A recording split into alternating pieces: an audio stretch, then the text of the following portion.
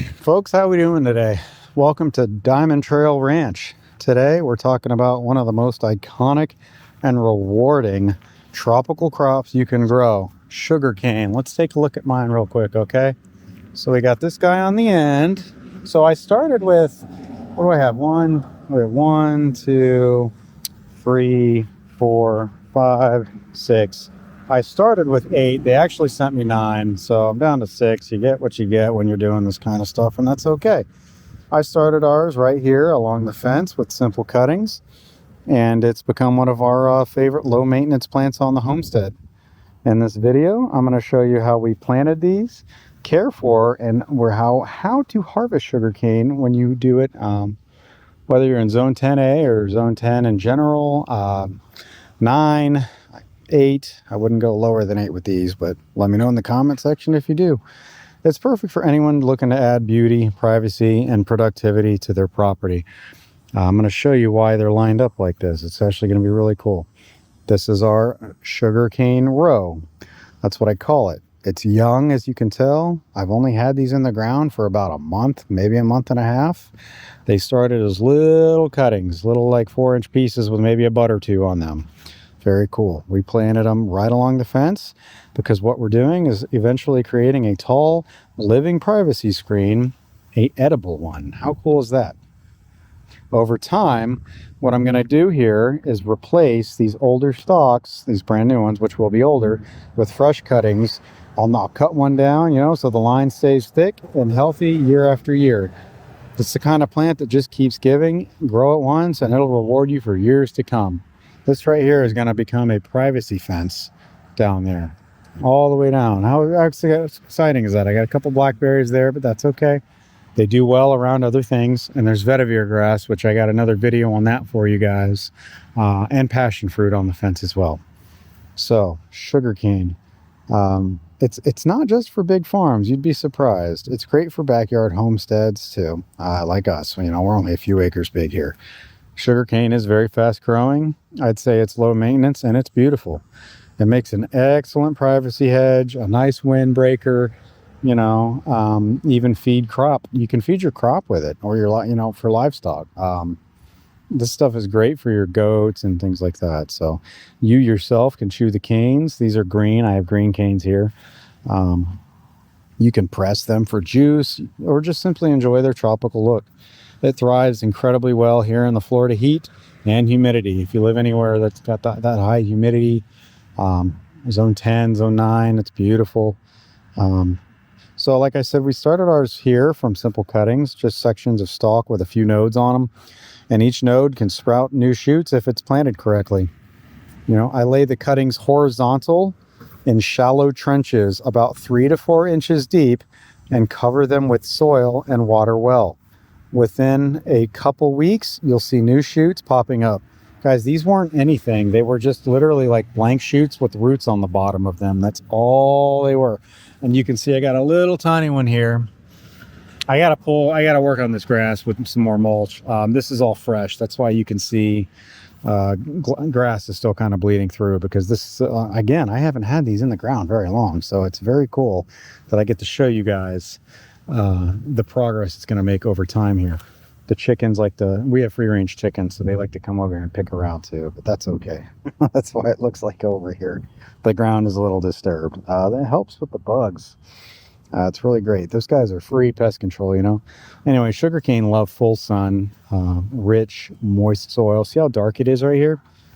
That's our compost mixture we use from our horses. It's got earthworms in it and mulch at the top. So it's got a nice, what that compost on the top there is doing is it's going to feed over time as the rain or as you water. It's just going to soak those nutrients down into the ground. It's really cool.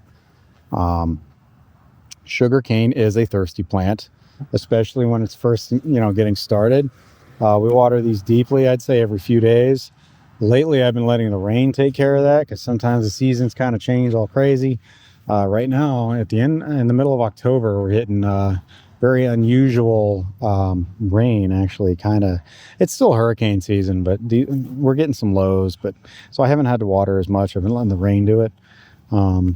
Although I may need to doctor up the small one there, and maybe this dry, the one on the end here looks a little dry. But you can use, you know, aged manure, compost, duck pond water, nitrogen heavy feeder fertilizer is what I'd say. Or I'm sorry, nitrogen heavy fertilizer. These guys are heavy nitrogen feeders. You know, switch to potassium rich mixture, I would say, later on when they're a lot taller to help sweeten them bad boys up and make them taste better. Sugar canes actually grow fast when they're established. It can reach 8 to 12 feet tall in one season. That's why, again, I'm making this privacy wall here. It's going to be very awesome. I got this privacy wall of sugarcane coming up, and I'm over there. We got a banana tree wall that's coming up on the other fence. So we're going to have all these fences are going to be edible privacy. It's so cool. And it's going to be interchanged, like I said. These guys can reach, like I said, 8 to 12 feet tall. That's up to you. When the stalks mature, they'll actually naturally dry at the base. So what you can do is you can cut the canes close to the ground and leave a few inches of the stalk. That's called a ratoon crop, okay? And it'll actually regrow from that same base multiple times. Every few years, we're going to be refreshing this line here with new cuttings to keep everything vigorous. So you just want to constantly check on your stuff. It is low maintenance. It's not 100% set and forget, and that's okay. When they are tall and the leaves start drying near the bottom, that's your cue that they're ready. You're going to cut yours down with some pruning shears or a machete. I would, either way is not a big deal. You can strip the leaves off of them. You can peel a stalk. You can chew it raw for some sweet juices. You can press them.